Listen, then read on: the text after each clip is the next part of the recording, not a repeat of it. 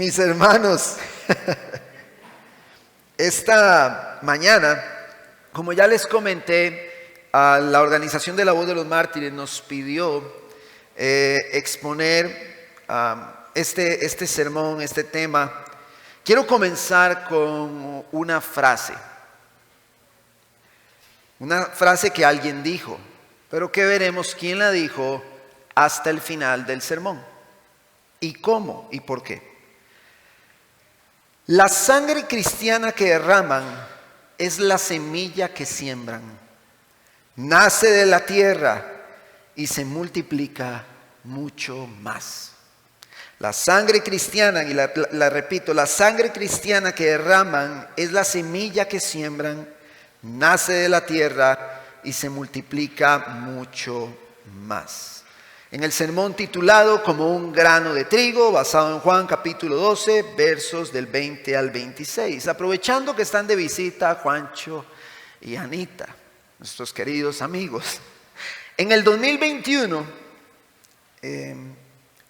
a inicios del 2021, yo recibí una invitación para una prueba en un ámbito deportivo que he practicado ya por años. Y esta ilustración ya la comenté en otro sermón, pero creo que viene nuevamente a reflejar una verdad.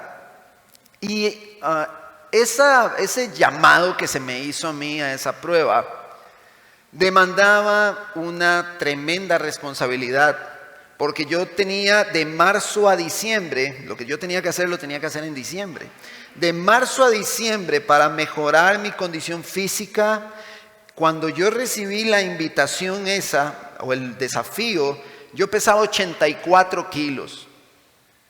Ahorita estoy pesando 85 kilos. Pero yo tenía que llegar a 70 kilos. Entonces, de marzo a diciembre, yo tenía no solo el desafío de trabajar en la condición física, de adaptar mi cuerpo para ese reto, sino que yo tenía que bajar el peso. Llegué a 71 kilos. Pero ¿por qué menciono a Juancho y Ana? Porque una vez en esos meses, recuerdo, como ustedes saben, ellos son de buen comer. No, mentira.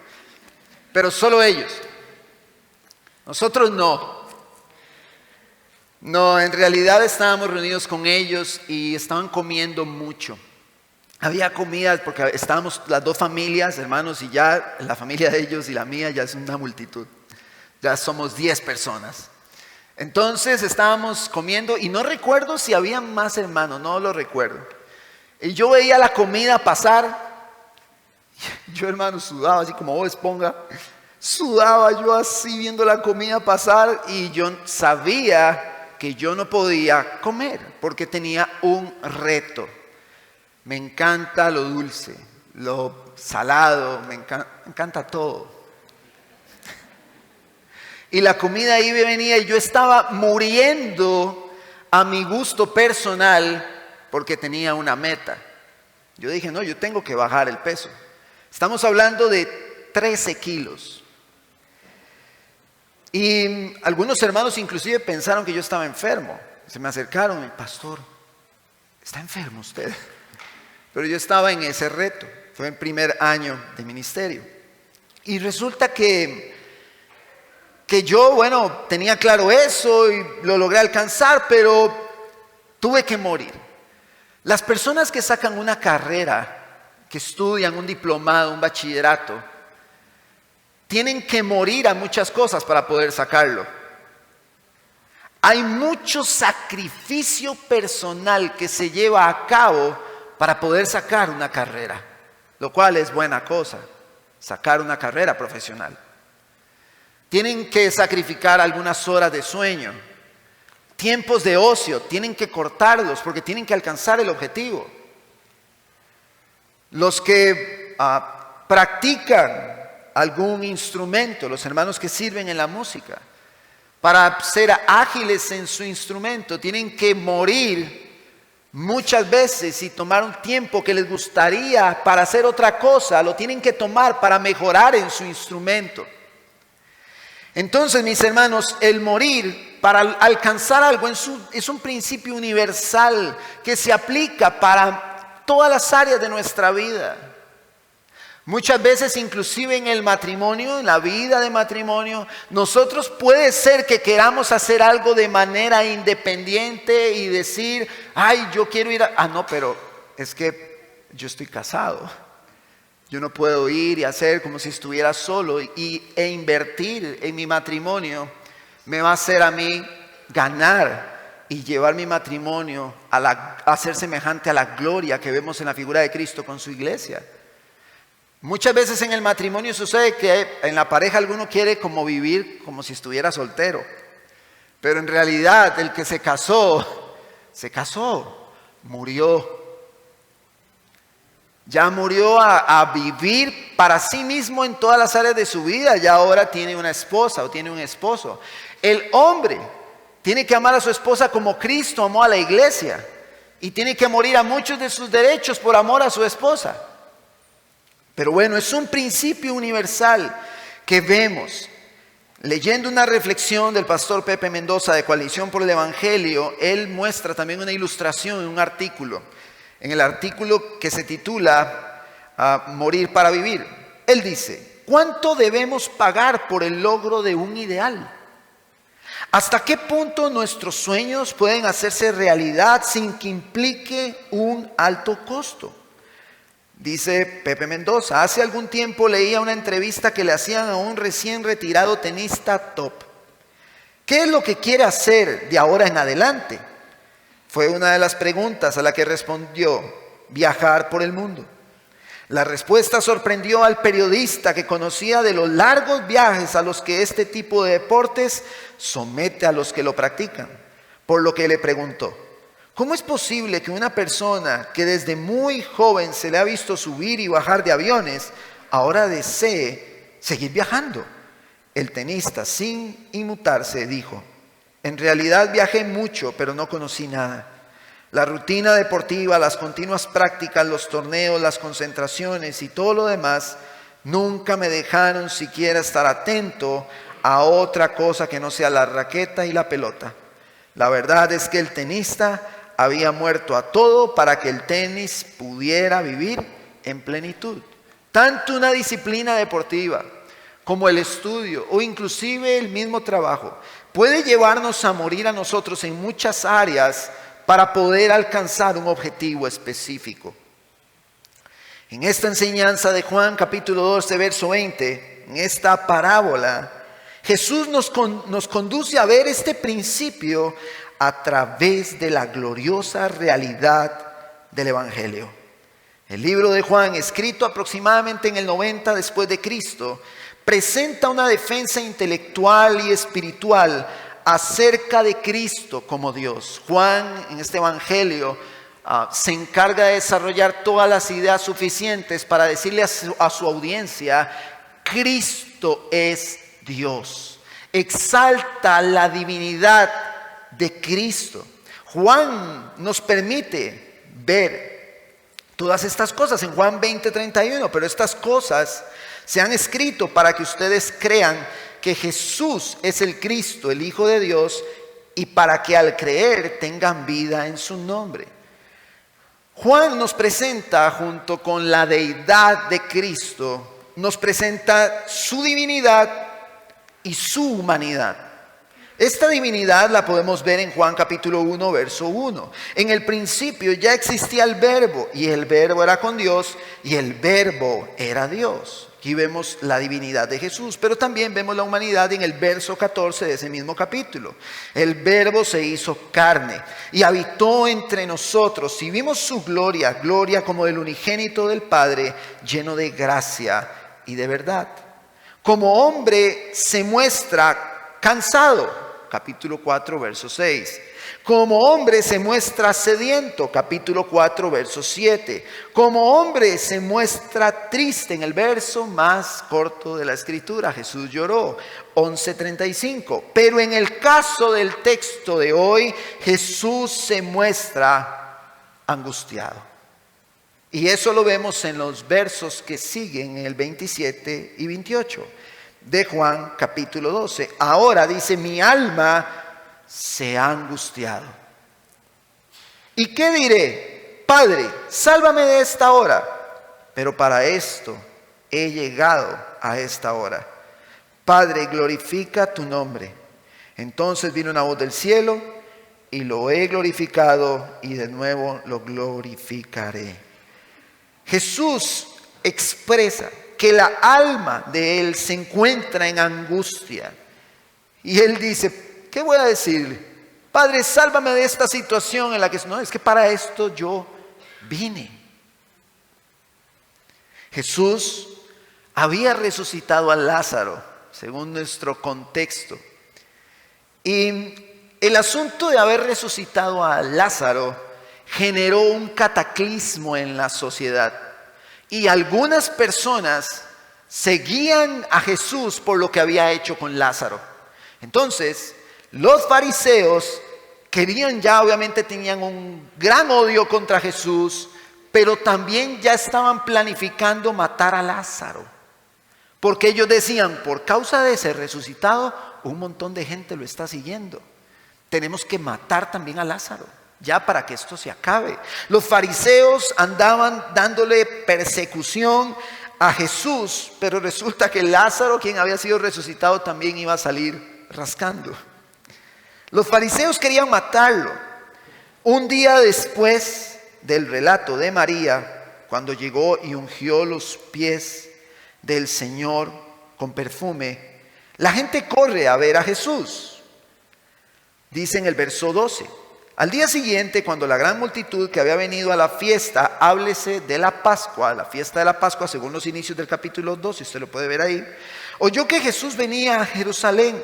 Tomaron hojas de las palmas y salieron a recibir a Jesús y gritaban, Hosana, bendito el que viene en el nombre del Señor, el Rey de Israel. Imagínense a la multitud, a Jesús entrando y la multitud gritando, Hosana, bendito el que viene en el nombre del Señor. Había una multitud ahí que reconocía que Jesús era el Cristo. No me puedo imaginar haber estado ahí. Jesús dice en el verso 14, hallando un asnillo, se montó en él y como está escrito, no temas, mira Sión, he aquí tu rey viene montado en un pollino de asna. Sus discípulos no entendieron esto al principio, pero después cuando Jesús fue glorificado, entonces se acordaron de que esto se había escrito de él y de que le habían hecho estas cosas. Y así la multitud que estaba con Jesús cuando llamó a Lázaro del sepulcro y lo resucitó entre los muertos, daba testimonio de él.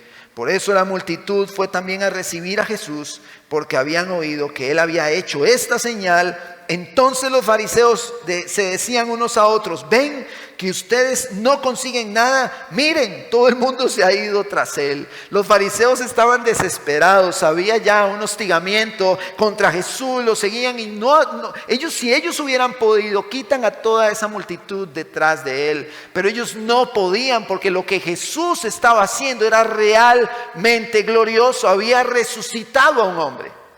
Había resucitado a Lázaro, era algo glorioso. Yo no sé si aquí algunos hermanos jóvenes, o yo no sé los papás, si les tocó hacer eso con sus hijos en la escuela, o si les está tocando hacerlo, o si les ha tocado o tocará después. Yo creo que casi todos nos pusieron a meter un frijol en la tierra y ver cómo el frijol se descompone como frijol y crece una plantita. Y luego de la plantita salen las vainas. El frijol tuvo que descomponerse allí para que pudiese dar fruto. Tuvo que primero morir. Sin morir no hay fruto. Jesús no utiliza el frijol que vemos nosotros en la escuela, sino que utiliza la figura del trigo. En esta ocasión el Señor lleva a la audiencia a una figura agrícola, el trigo. Por si usted no lo sabe, el trigo es uno de los cultivos más importantes a nivel mundial el día de hoy, ya que es utilizado para la producción de alimentos básicos como el pan, la pasta y los cereales. A través de la figura del trigo, vean qué tremendo, el Señor muestra su evangelio. pero a su vez indica cómo debe responder el hombre a ese evangelio. Este es el evangelio y esta es la manera en la que se responde a él. Consideremos ahora el elemento de la centralidad del evangelio. Dios hace una obra y entonces después de que el Señor hace esa obra nos capacita a nosotros para responder a esa obra en toda obediencia. Eso nos lleva a nuestro primer encabezado. El evangelio nos anuncia que Jesús murió para dar vida a muchos. ¿Por qué el evangelio nos anuncia tal cosa? Eso nos lleva al Génesis. En el principio, Dios creó los cielos y la tierra.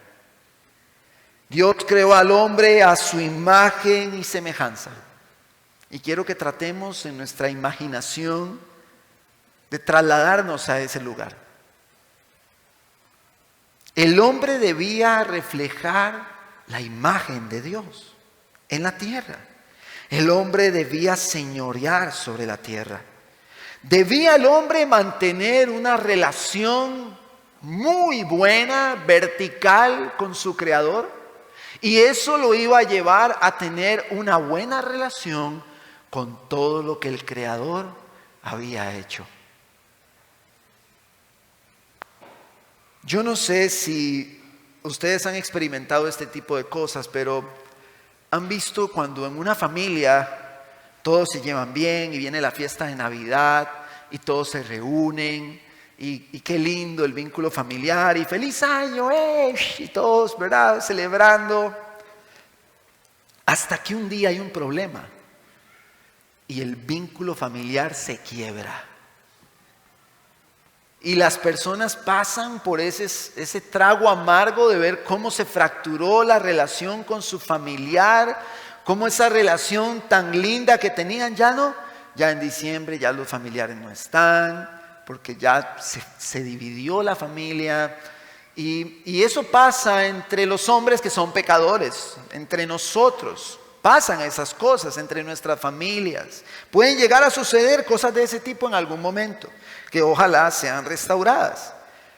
Pero al punto que quiero llegar es que esas relaciones pueden fracturarse entre los pecadores, entre los hombres.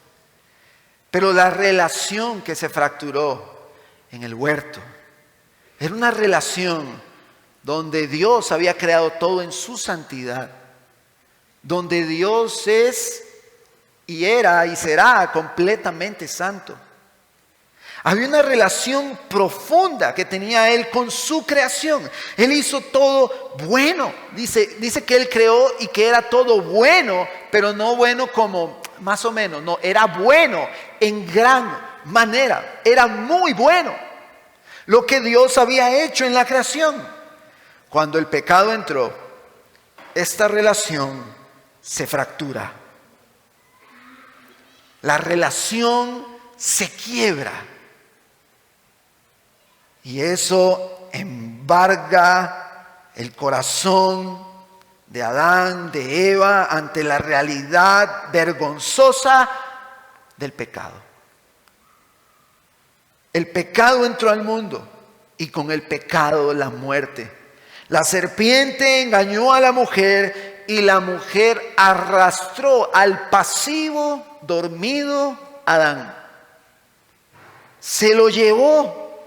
Al Adán pasivo que no cumplió su rol, que no protegió a su esposa de la mentira, que no recordó las palabras que Dios le había dicho, con las cuales debía cuidar todo y señorear de una manera correcta, ese Adán produjo con su pecado, con su desobediencia, una gran maldición, según Génesis capítulo 3, verso 17, cuando el Señor le dice a Adán: por cuanto has escuchado la voz de tu mujer y has comido del árbol del cual te ordené, diciendo, no comerás de él, maldita será la tierra por tu causa.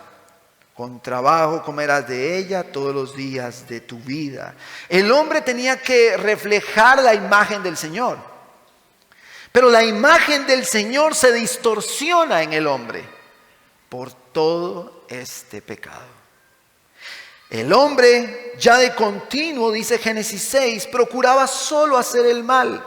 El hombre se encuentra a partir de este punto como un esclavo del pecado, cautivo a la voluntad de Satanás, como dice 2 de Timoteo 2:26. Por el pecado, todos nosotros los hombres, todos por el pecado, somos destituidos de la gloria de Dios, Romanos 3:23. Entonces Jesús hace referencia cuando Él dice que Él tiene que Él es como una semilla de trigo que cae como un grano. Jesús está trayendo a colación la realidad que reposa sobre Él mismo, quien debía morir para producir mucho fruto. Jesús está hablando de sí mismo como este grano. El que Jesús muriera produjo mucho fruto. ¿Y cuál es el fruto? ¿Cuál es el fruto de que Jesús muriese en la cruz? Todos nosotros somos el fruto por la muerte de nuestro Señor Jesucristo. Marcos 10:42 dice: llamándolos junto a Él, Jesús les dijo: ustedes saben que los que son reconocidos como gobernantes de los gentiles se enseñorean de ellos y que sus grandes ejercen autoridad sobre ellos. Pero entre ustedes no es así, sino que cualquiera de ustedes que desee llegar a ser grande será su servidor. Y cualquiera de ustedes que desee ser el primero será siervo de todos, porque ni aun el Hijo del Hombre vino para ser servido, sino para servir y para dar su vida en rescate por muchos. ¿Quiénes son esos muchos? Somos nosotros. El Señor murió. El pecado debe ser castigado. Y nosotros no podemos, no tenemos cómo pagar eso. No tenemos cómo pagar la deuda. Nosotros no tenemos cómo pagar delante de un Dios santo. Somos dignos por el pecado de castigo.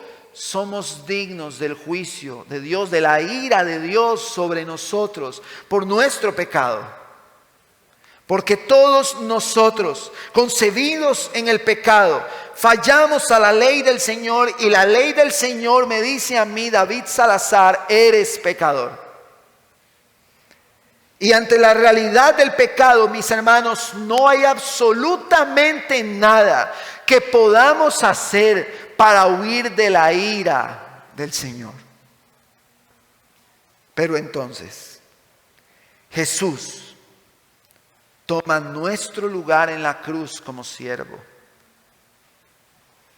muriendo y entregando su vida por nosotros, derramando toda su sangre, como aquel siervo que debía entregarse sin mancha, en perfectas condiciones para ofrecerlo al Señor y que todo el pueblo recibiese el perdón.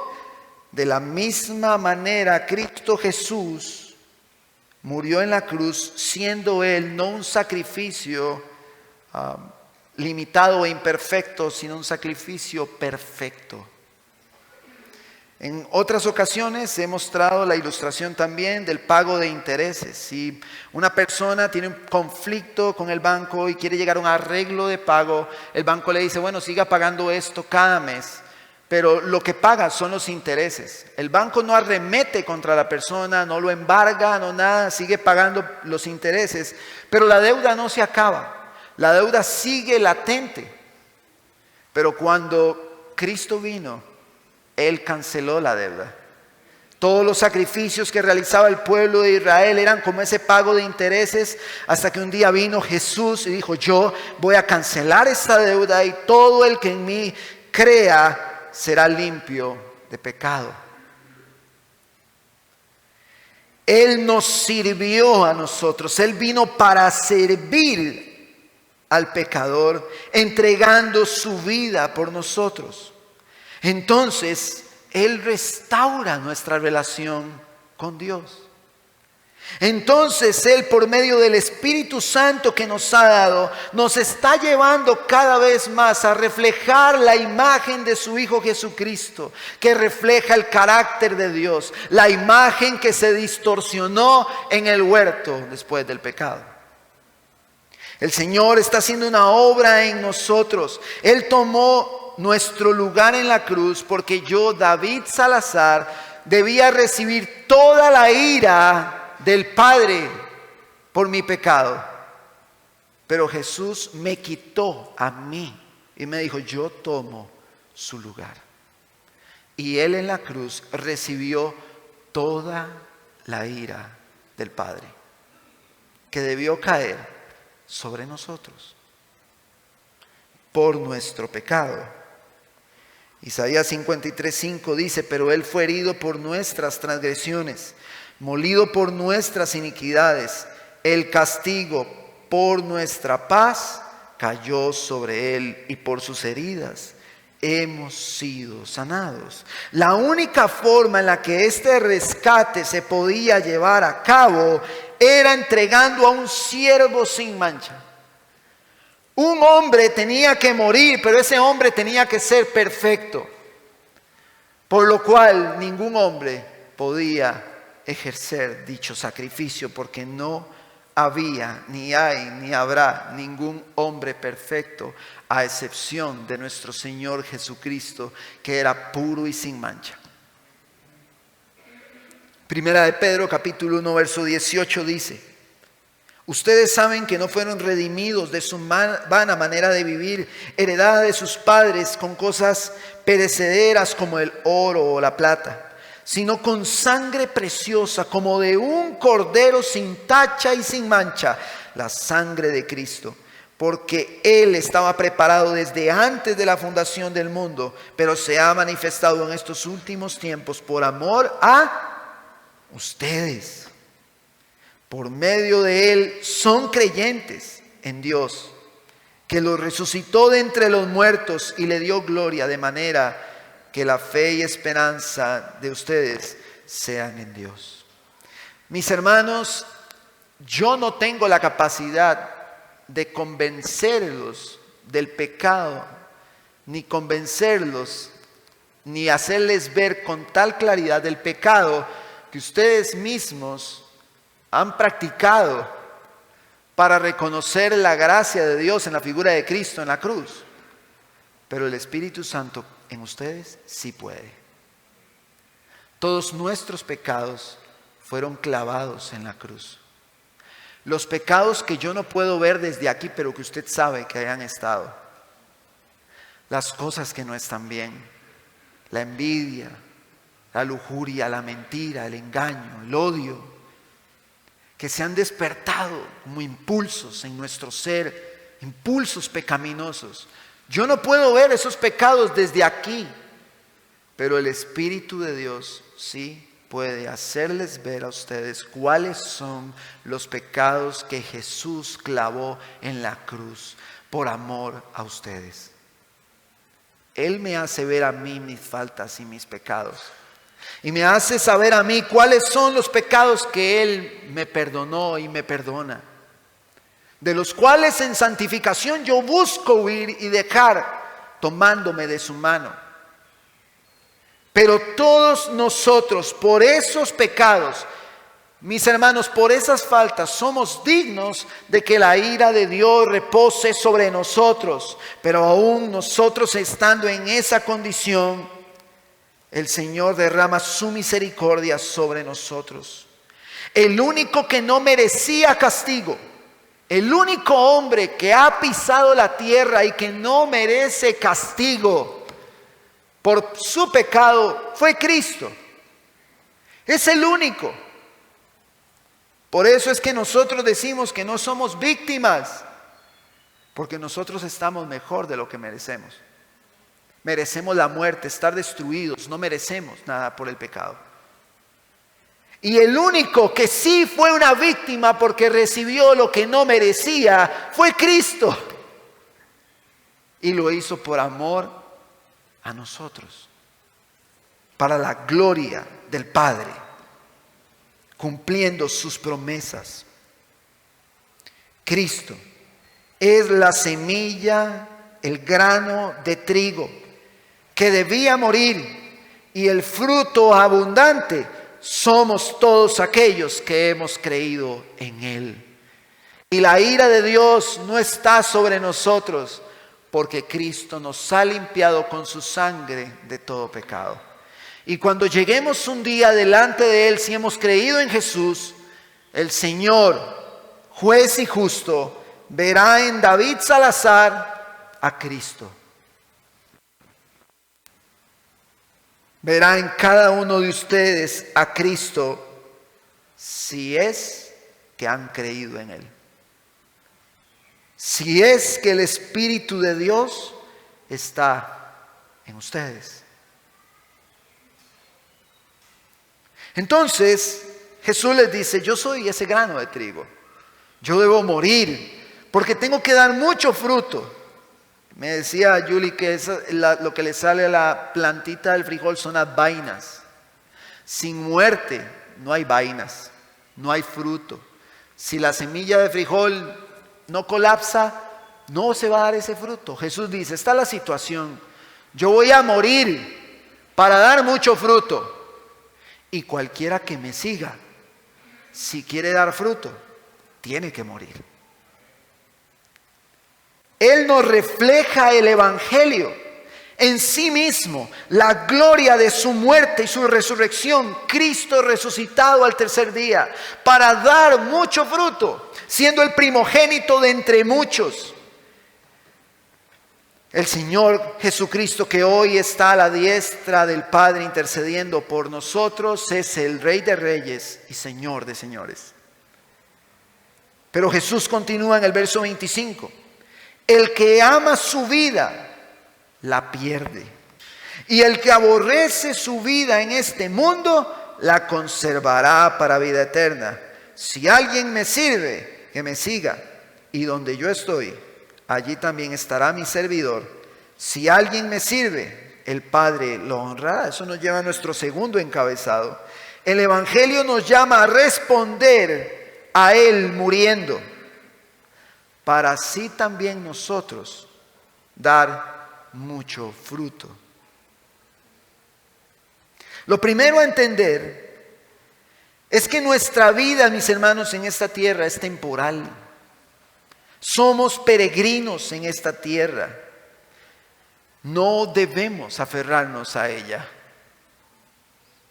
Escuchaba a un pastor decir que hablaba con las ovejas. Esto lo escuché en algún lugar y no recuerdo con precisión dónde. Y dice que las ovejas de su iglesia le decían: es que yo no me quiero morir sin primero conocer Europa. Yo no me quiero morir sin primero ver a mis hijos casarse.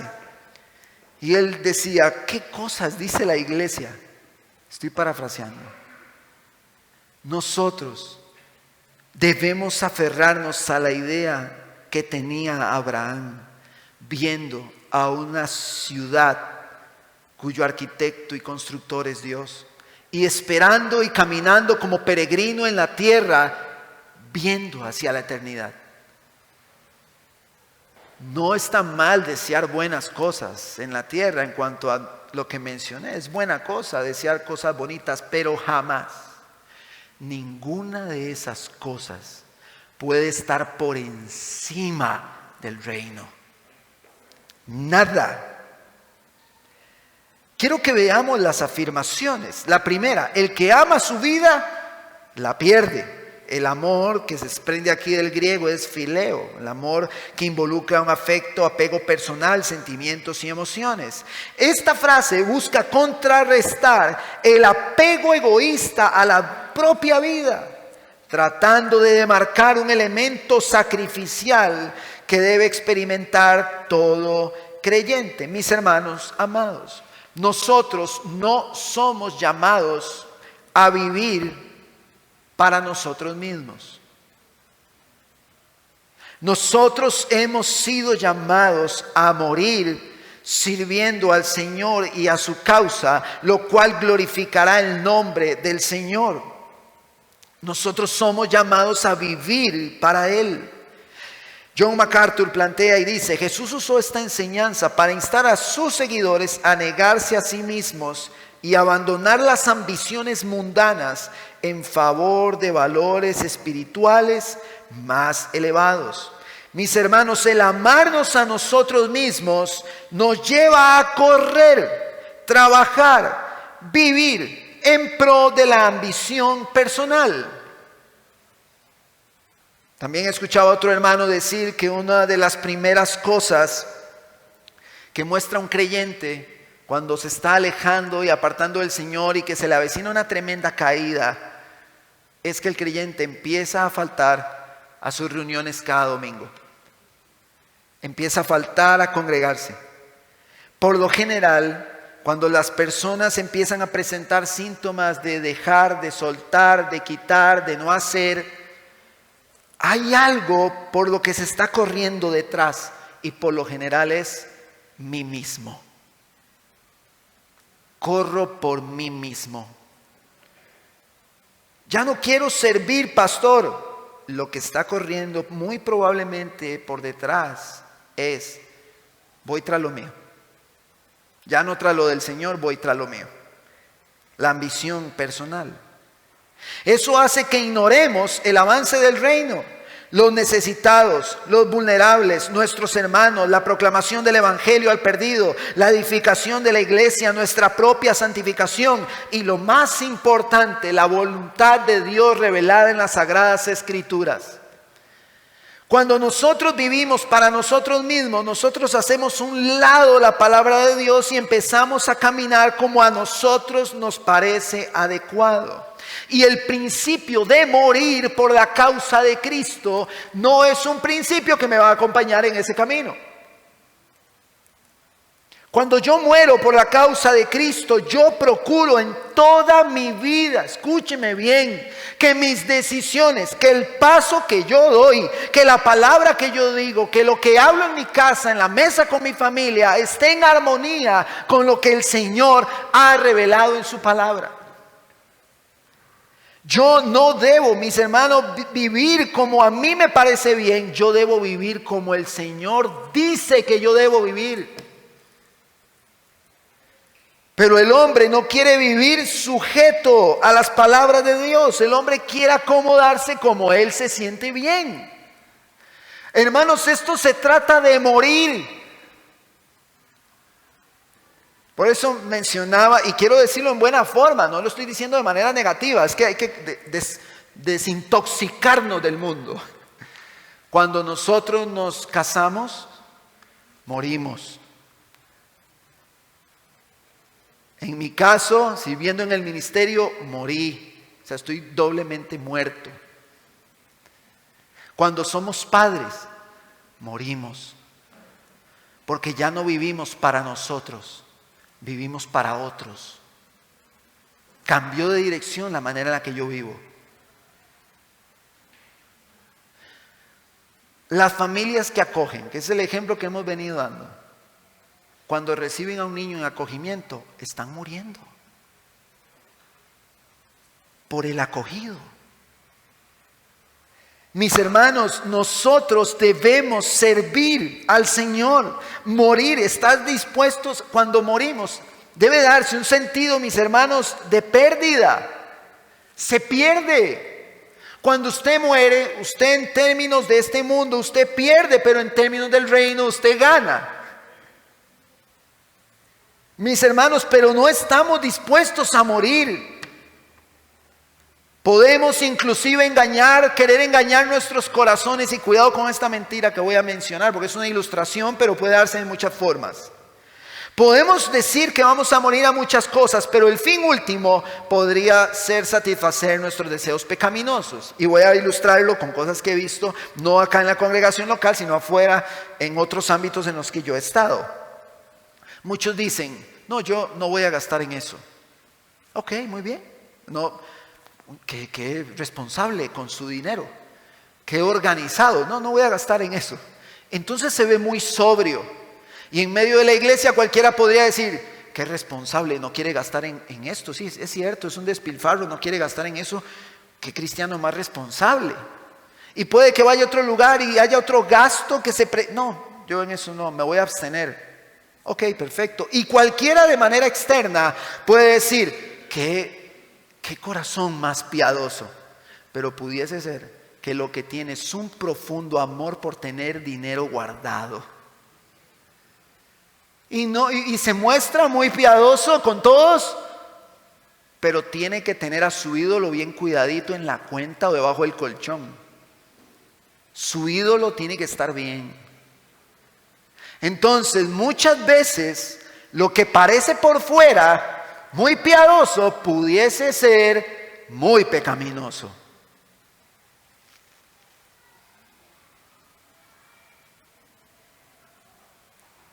Muchos hombres son fieles a su esposa, no porque temen al Señor, sino porque aman su reputación y que hablen bien de ellos mismos.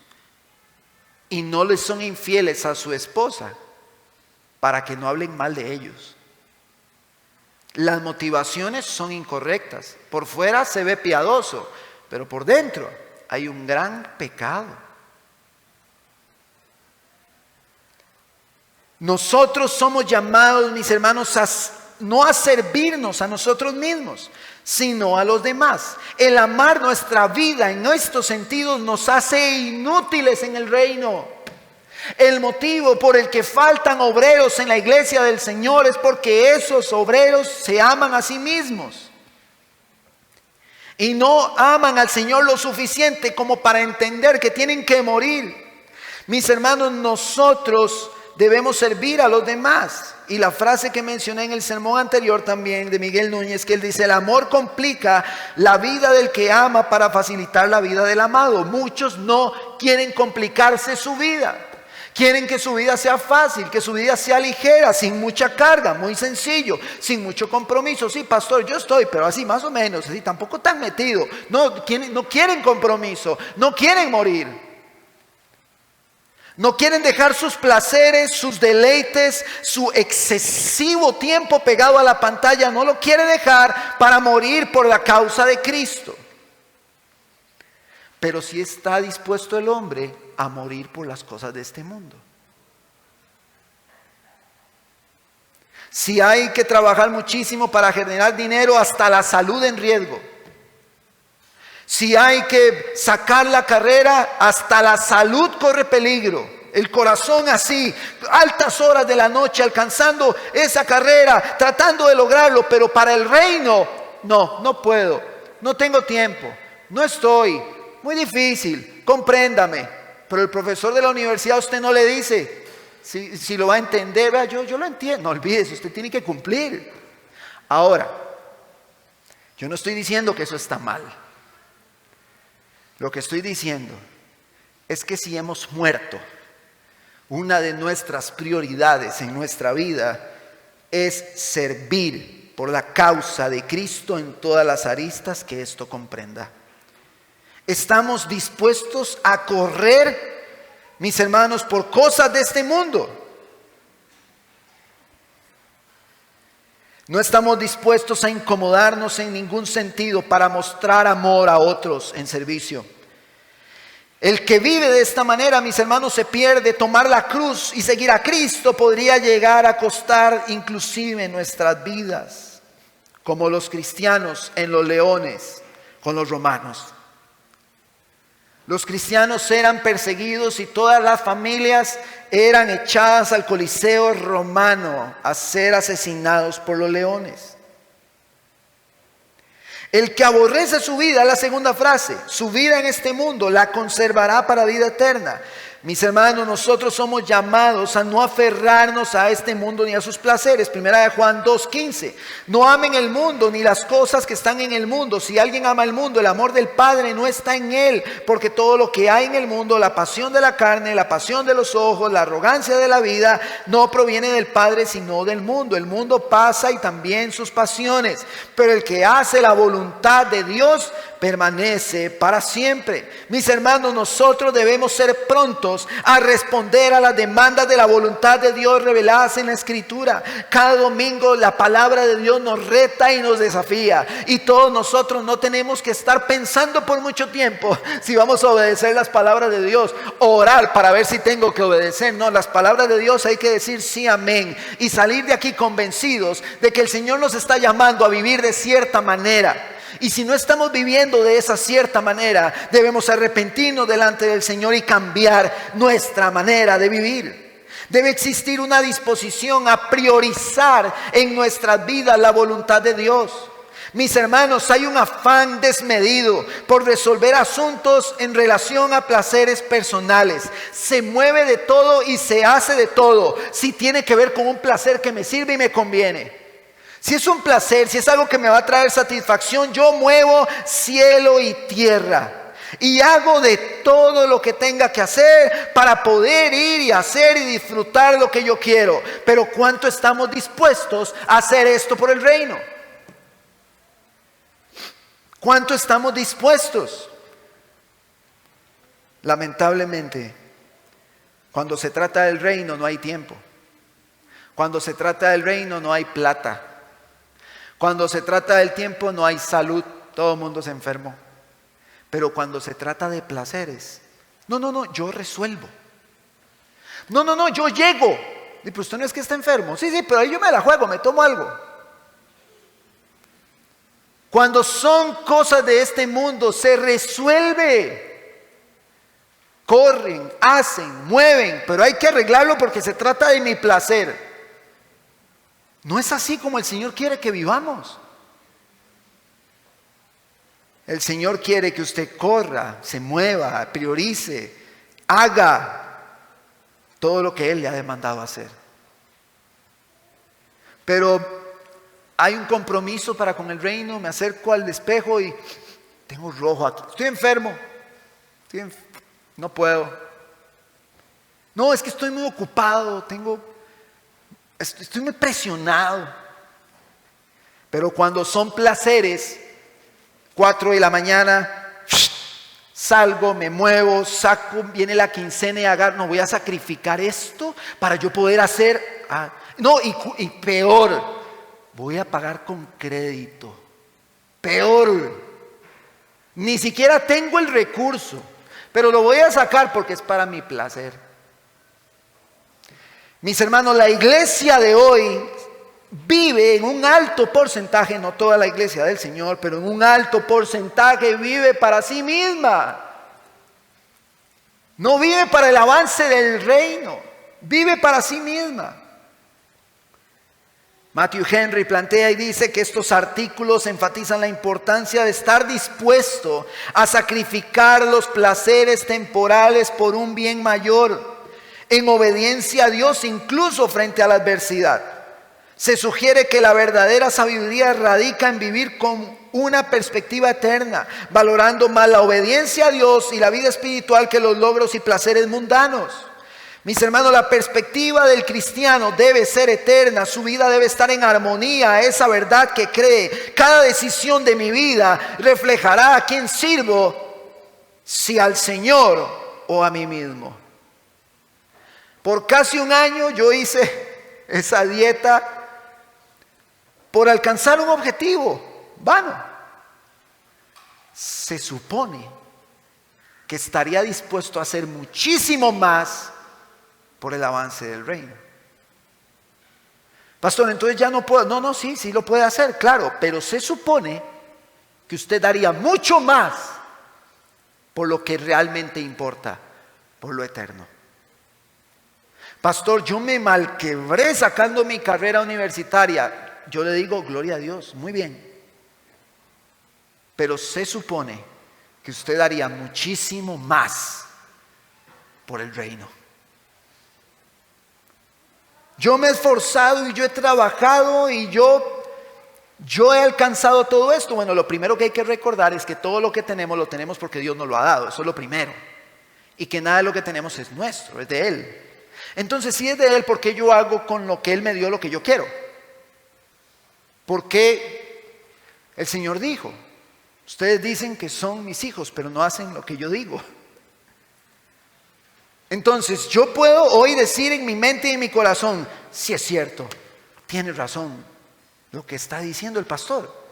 Pero yo no quiero que usted diga eso. Yo no quiero que usted me dé la razón o le dé la razón a la escritura ahorita. Yo lo que quiero es que haga un análisis de su vida, a ver si su vida está en armonía a esta realidad.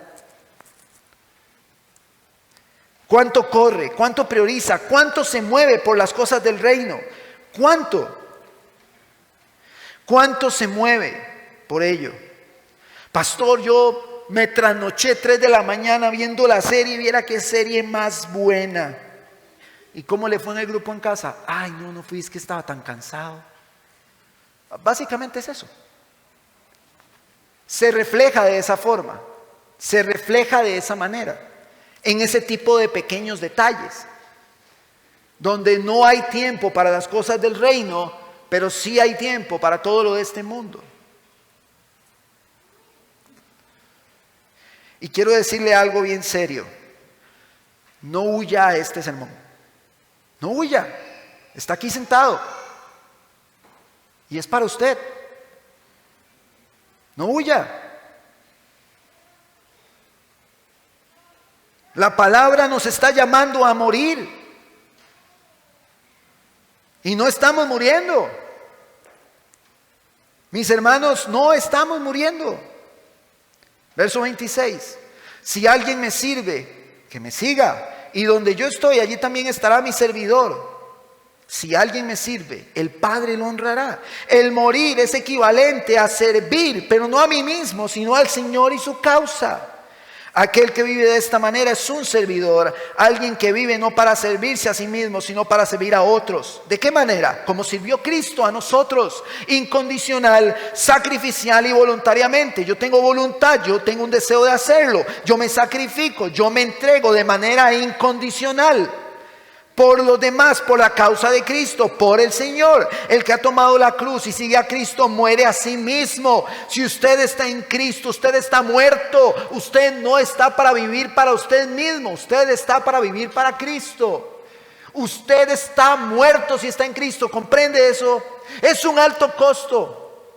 Es un alto costo seguir a Cristo. Muchas cosas que el mundo le va a ofrecer, usted no las va a tener porque usted le pertenece a Cristo.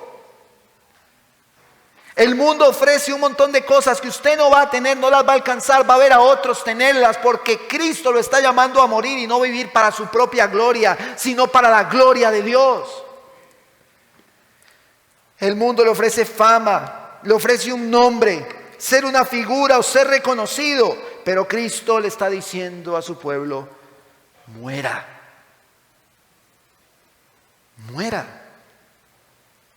Debemos vivir procurando cumplir la voluntad de Dios en todo lo que hacemos, en cada pequeño o gran espacio de su vida. Este es el que da fruto, el que está dispuesto a morir, el que entiende para dónde va y que todo en su vida gira en torno a eso.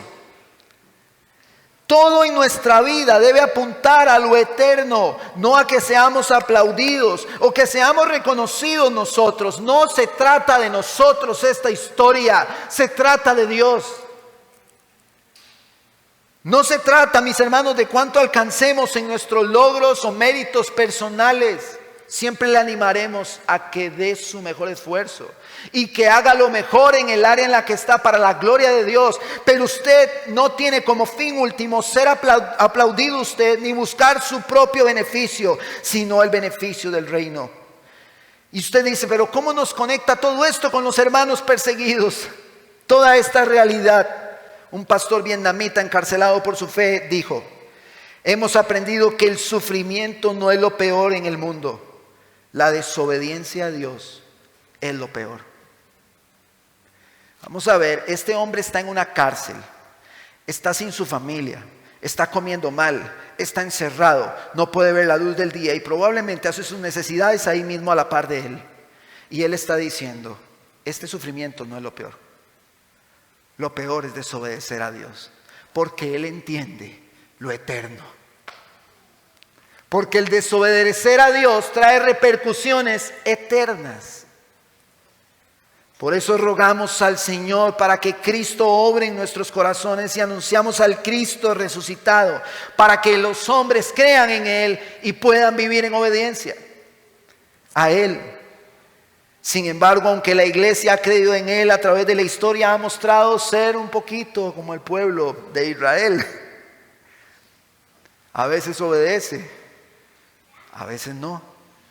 ¿Significa entonces que debemos normalizar la desobediencia? En ninguna manera. La palabra de Dios siempre nos llama a vivir obedeciendo las palabras del Señor si Cristo ha obrado en nuestras vidas. Debemos reconocer que un ejemplo de la realidad de este sufrimiento son los hermanos perseguidos. Porque ustedes, mis hermanos, no están en una cárcel. Ustedes no están haciendo sus necesidades en el mismo cuartito 4x4 en el que están. No están haciendo ahí sus necesidades. Ustedes no están muriendo de esa forma, ni han perseguido a su familia, ni los están matando como en África, en Nigeria o en el Oriente. Eso no está pasando aquí. Ellos modelan lo que estamos predicando. Ellos son un ejemplo vivo de lo que es morir. ¿Significa que nosotros no podemos morir? Por supuesto que podemos morir por la causa de Cristo en nuestro contexto. Pero ellos, su cuerpo está experimentando este sufrimiento. Nuestro cuerpo no. ¿O alguien aquí ha sufrido por la causa de Cristo en su cuerpo? ¿Alguien aquí han encerrado? Y quiero leer un artículo sobre los primeros cristianos en Roma. Del libro Devoción Extrema de la Voz de los Mártires, página 144. Los cristianos en la iglesia primitiva, hermanos, aquella iglesia del primer siglo. Hay personas que dicen, es que yo quiero que la iglesia sea como la del primer siglo. Y eso incluye el morir y incluye la persecución. ¿Qué quiere usted del primer siglo? ¿Cuál de las dos quiere? Hay personas que hablan de esa manera. Los cristianos en la iglesia primitiva florecían frente a una persecución intensa por las crueles autoridades gubernamentales. A sus hermanos y hermanas los estaban torturando, mutilando, quemando y asesinando por la causa de Cristo. Cada creyente martirizado les daba a los oyentes restantes aún más determinación. Veían más allá de su propio temor a perder su vida y solo distinguían los campos blancos para la cosecha, como Jesús describió a aquellos dispuestos a aceptar a Cristo. Así que daban la siguiente respuesta audaz a los jueces y a las autoridades a cargo de la persecución. Y ahora, oh jueces, continúen con sus muestras de justicia y serán justos solo ante la opinión del pueblo romano en la medida en que ustedes sacrifiquen a los cristianos. Crucifíquennos, tortúrennos, condénennos y tritúrennos hasta hacernos polvo.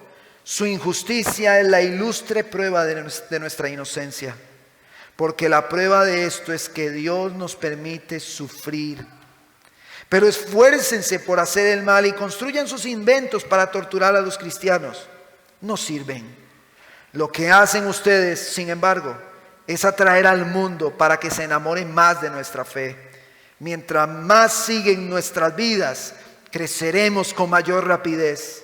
La sangre cristiana que derraman es la semilla que siembran, nace de la tierra y se multiplica mucho más. Así hablaba la iglesia del primer siglo. La iglesia que tenía el Espíritu de Dios dentro, así como usted y yo lo tenemos. Como en nuestros contextos, nosotros no estamos dispuestos a morir. Yo, haciendo este sermón, yo decía, ¿qué pasaría si yo tuviera aquí sentado una familia que viene de Irán y vienen sufriendo la persecución? ¿Cómo predico esto? ¿Cómo predicaría yo esto? Si esas personas vienen de sentir el sufrimiento en su cuerpo, han muerto en su cuerpo por la persecución. Pero después, reflexionando, dije, pero delante de nosotros está Cristo, quien murió por nosotros.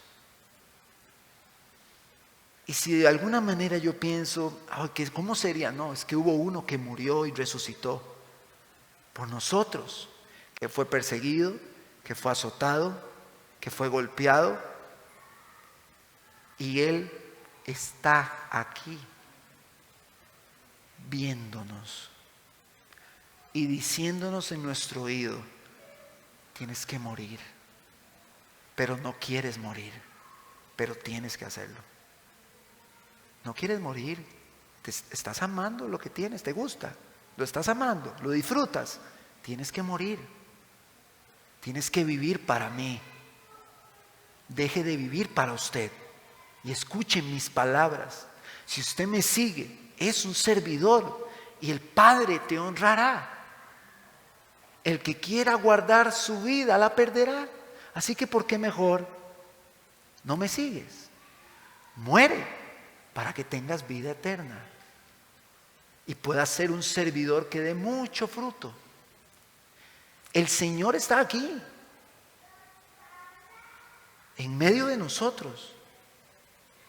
No se trata de si usted lo siente o la carne se le pone de gallina. No, se trata de que la palabra dice que Él está aquí, en medio de su pueblo. Y por la fe yo sé que Él está aquí. Y no solo Él está aquí, sino que Él está viendo su interior. Él está señalando en qué áreas de su vida usted está viviendo para usted mismo o para usted misma. Él se lo está mostrando. Yo no lo estoy viendo, eso no lo puedo ver, pero estoy seguro de que el Espíritu de Dios se lo está mostrando. Y usted sabe cuáles son las áreas de su vida que usted tiene que corregir y que tiene que morir. Usted ya lo sabe. No se rebele contra el Señor. No endurezcamos nuestros corazones. El Señor quiere que nosotros muramos a nosotros mismos para vivir para Él y para su gloria. Estos hermanos perseguidos son una evidencia física de morir por Cristo. Muchos son asesinados, son torturados, son golpeados y encarcelados. ¿Cómo a nosotros nos duele dejar los placeres de este mundo? Una iglesia que podemos decir que vive de esa manera es porque no ha comprendido lo que Cristo enseñó. Tenemos que comprenderlo. Él está llamando a su pueblo a ver su muerte. Yo soy el grano de trigo que tengo que morir para dar mucho fruto. Y cualquiera que me siga también tiene que morir, tiene que tomar mi cruz y tiene que seguirme a mí. Cualquiera que venga en pos de mí, niéguese a sí mismo, tome su cruz y venga conmigo. Hermanos, tomemos la cruz. Que en nuestra vida se evidencie el plan de Dios sirviendo a otros, no sirviéndonos a nosotros mismos. Y así nosotros reflejamos el carácter de Cristo. Él llama a su pueblo a ver su muerte, a fin de que muera con Él para vida eterna. Somos llamados a morir para vivir eternamente en una respuesta al Evangelio. Si nosotros, mis hermanos, hemos vivido demasiado para nosotros mismos, es un buen tiempo para decirle al Señor: perdóneme. Porque resulta que hay una frase que dicen, yo he escuchado a personas decirle a otras: ¿usted qué piensa? ¿Que usted es el centro del universo? ¿Usted cree que usted es el centro? ¿Sabe qué es lo que pasa? Que nosotros creemos que somos el centro del universo. Siervos inútiles. Mis hermanos, nosotros no somos el centro de nada. Cristo murió en la cruz para que nosotros vivamos para Él. Y no debe sorprendernos ver a la iglesia perseguida. Ellos solo están haciendo lo que la Biblia dice. Y la gloria es para Dios. Pero ellos viven como la Biblia dice que hay que vivir. Así que si tenemos que pedir perdón al Señor, ver la cruz y morir. ¿Qué les parece si pedimos perdón al Señor si no lo hemos hecho? Encontrando consuelo en el Evangelio. Que dice la palabra que si alguno de nosotros peca, Él es fiel y justo para perdonarnos. Él es nuestro abogado que perdona nuestros pecados. Así que nosotros debemos salir hoy retados de aquí, por ese portón, a morir. Para vivir para Él todo el tiempo. Ese es nuestro reto en Cristo. Y Él, a través de su Espíritu en nosotros, nos capacita para ello. ¿Cuántos dicen amén?